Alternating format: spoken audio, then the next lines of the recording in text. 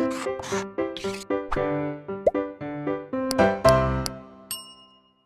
Students, welcome back to Blueprint Digital. आज की इस वीडियो में हम कंकालीय ऊतक के अंतर्गत अस्थि अथवा बोन के बारे में पढ़ेंगे और उपास्थि तथा अस्थि यानी कि कार्टिलेज और बोन में अंतर पढ़ेंगे।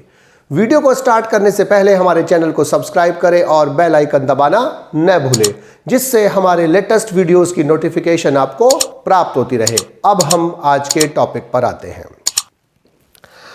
जो वयस्क चतुष्पादी यानी कि टेट्रापोड वर्टिब्रेट्स होते हैं, कशेरुकी होते हैं, उनमें अंतः कंकाल मुख्यतः अस्थियों का बना होता है और अस्थियां जो होती हैं वो कठोर संरचनाएं होती हैं।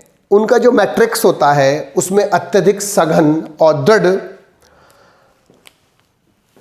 पार्ट्स होता है, यानी कि वो काफ़ी मजबूत होता है और उसमें 62% भाग जो होता है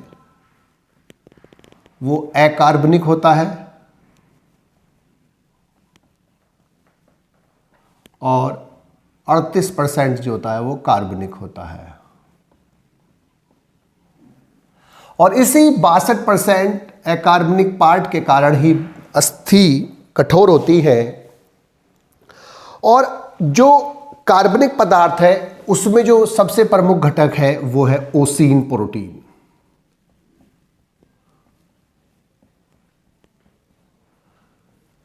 जो टोटल है उसका 62% भाग अकार्बनिक लवण होते हैं और 38% भाग में कार्बनिक पदार्थ होते हैं। तो इसमें अकार्बनिक लवण है और 38% में कार्बनिक भाग होता है और जिसका सबसे प्रमुख भाग क्या है, ओसीन प्रोटीन होती है, यानी कि जो बोन की प्रोटीन है वो ओसीन प्रोटीन होती है। ओसीन में 95% कोलेजन तंतु होते हैं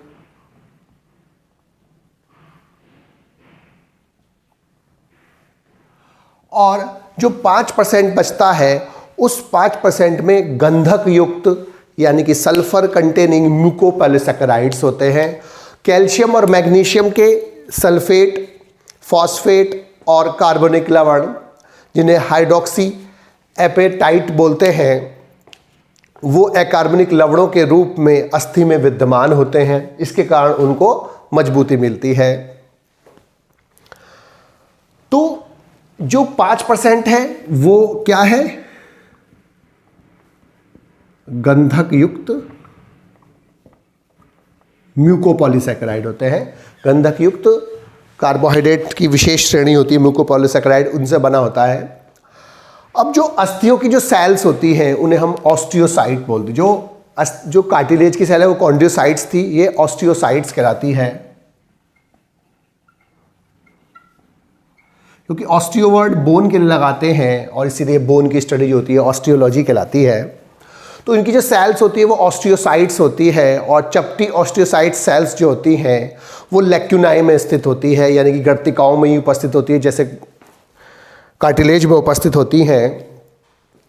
परिपक्व ऑस्टियोसाइट कोशिकाओं में कोशिका विभाजन नहीं होता है और कोशिकाओं में शाखा में प्रवर्ध निकले होते हैं, गर्तिकाओं की नलिकाओं में स्थित होते हैं जो, और इनको बोलते हैं कैनिलिकुलाई बोलते हैं। गर्तिकाओं की नलिकाएं जो होती हैं वो आपस में परस्पर जुड़ी रहती हैं और इनके द्वारा कोशिकाओं के मध्य पदार्थों का आदान प्रदान चलता रहता है। और अस्थि की जो कवरिंग होती है उसे हम पेरिओस्टियम कहते हैं, पेरिओस्टियम।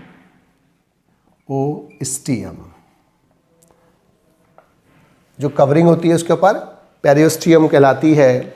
और मैमल्स की जो बोन्स होती हैं उनमें विशिष्ट लक्षण पाए जाते हैं। उनमें हैवर्सियन कैनाल, हैवर्सियन सिस्टम पाए जाते हैं, बीच बीच में वॉल्क्समैन कैनाल्स पाई जाती हैं। जो लंबी अस्थियों के स्ट्रक्चर होती है वो सबसे टिपिकल स्ट्रक्चर मानी जाती है और इसमें जो एपिफाइसिस होते हैं उनमें गुहा नहीं होती, लेकिन जो डायाफाइसिस होती है, जो बीच वाला पार्ट होता है, मध्य वाला पार्ट जिसे शाफ्ट और डायाफाइसिस कहते हैं, उसमें गुहा पाई जाती है, जिसे मैरो कैविटी कहते हैं या बोन मैरो कैविटी बोलते हैं।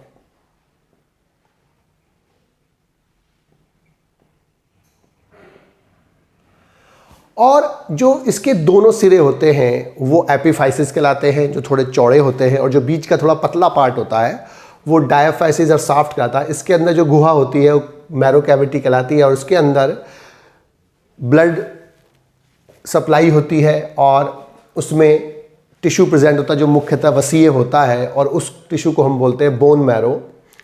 लेकिन जो बीच में यहाँ पर बोन मैरो होता है उसमें वसा अम्ल की जो मात्रा होती है वह ज़्यादा होती है, इसलिए उसको हम येलो बोन मैरो यानी कि पीला अस्थि मज्जा बोलते हैं।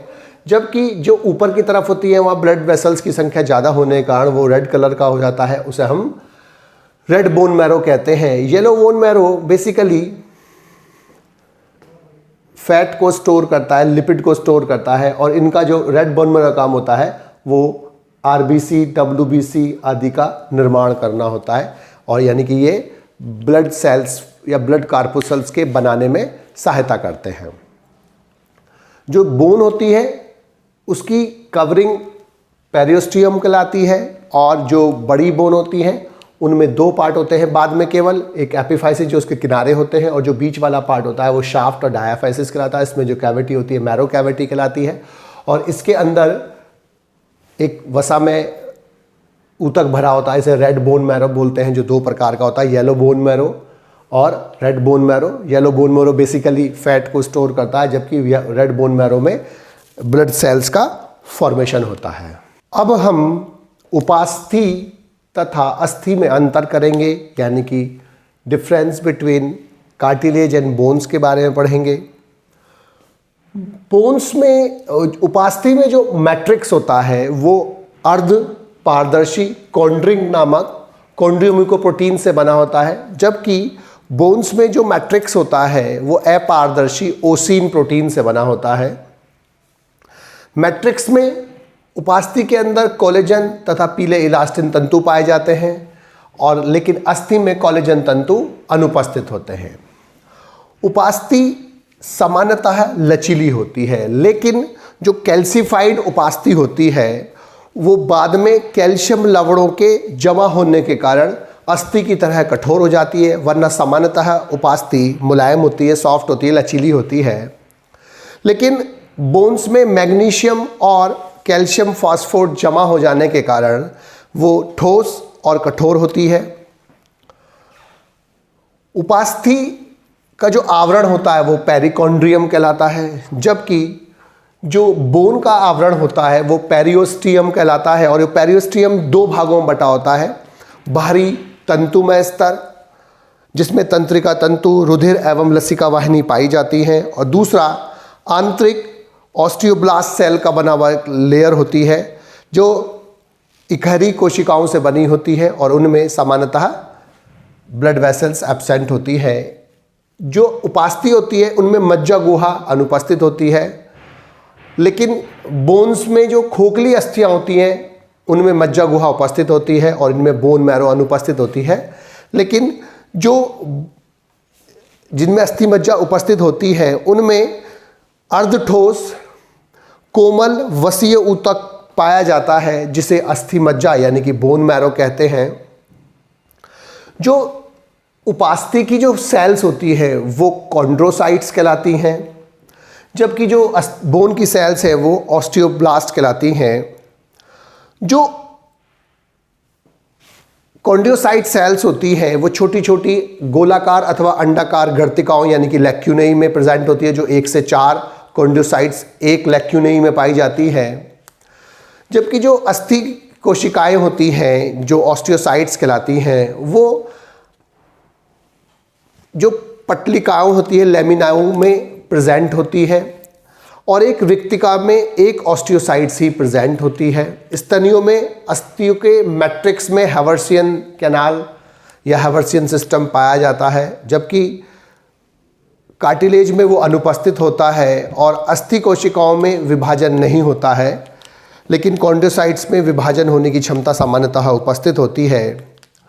और जो उपास्थि है उसका जो कार्य है वो मुलायम भागों को आकार देना होता है। दो अस्थियों के बीच में संधि यानी कि उनको जोड़ना होता है, और अस्थियों के कार्य में सहायता करना होता है। बोन्स का जो काम होता है वो शरीर का ढांचा बनाना होता है, शरीर की बॉडी को एक प्रॉपर शेप देना होता है, गति प्रदान करना होता है, मांसपेशियों को जुड़ने का स्थान देना होता है, मांसपेशियाँ उनसे जुड़ी हुई होती हैं, अंगों की सुरक्षा करना होता है और मसल्स के साथ मिलकर लोकोमोशन में यानी कि चलन में और मूवमेंट में सहायता करना होता है। बच्चों, आज की इस वीडियो में बस हम इतना ही पढ़ेंगे। हमारी इस वीडियो को आप लाइक करें और अपने दोस्तों के साथ शेयर करें।